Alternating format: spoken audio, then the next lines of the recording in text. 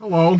I thought I'd do a little video about cattle in kind of in a way the economics of the Western ranch. You might be interested. It's pretty odd. I got to preface this by saying I'm not a rancher and these are not my cattle. But I do take care of this cattle and another herd across the street pretty much year round, through calving and feeding hay and branding and shipping. So pretty much I'm year-round involved with these cattle, so I guess I can opine a little bit. Anyway, it's a very strange business, and it's kind of stereotyped as a business for the rich man, and in this case, absolutely it's not the case. This is a small independent ranch.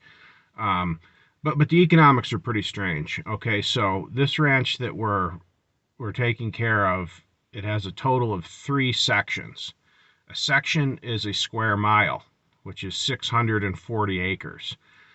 So we've got essentially 3 square miles of pasture available, and it's leased pasture in this instance. And one of those square miles right now hasn't been grazed in nearly a year. It's building up a stockpile. So it's kind of like a long rotation type of system that works with the very, very seasonal growth we have here. Also, the fences are down, which may have helped rest the pasture since we can't put the cattle in.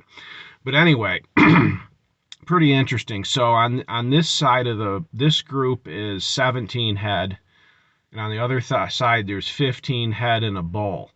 So, we've basically, we're talking about, and it varies a little bit, but roughly we're talking about a 35 head ranch, which is a very small ranch. But to really sustainably graze these cattle without a lot of supplemental feed and without damaging your range, we're running these 35 cattle on between 2 to 3 square miles. Like we could do it with just 2 square miles, but let's just say that. So we're running, 35 mother cows on 2 square miles of pasture. And it works well if the results are good.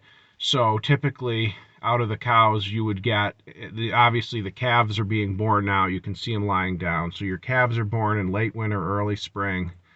The calves are shipped in the fall. So you're getting, assuming nothing goes wrong, you're shipping out about 35 steers or young heifers on the truck in the fall. So obviously, prices go up and down, but you can imagine that in a typical case, you could say that, a square mile of land might be grossing, $15,000.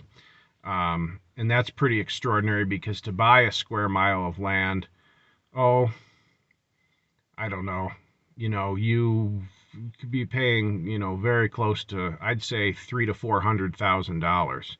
So basically, to put together a 3-section ranch, you're looking at, if you were to own the land, you're looking at nearly $1 million, and it would return gross 30 to 45,000. So basically, your return on asset is lower than government bonds.